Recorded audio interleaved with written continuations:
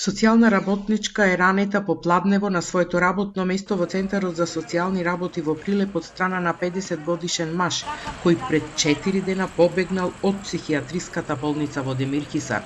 Тој со пиштол ја застрелал 36-годишната службеничка во стомакот, пошто таа веднаш е префрлена во Прилепската болница, од каде велат дека е надвор од животна опасност со влезно-излезна прострелна рана, но во стабилна состојба.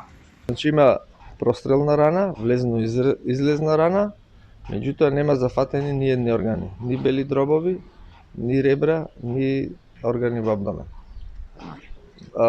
Повредата е во долен дел, од десен хемиторакс, подкожна.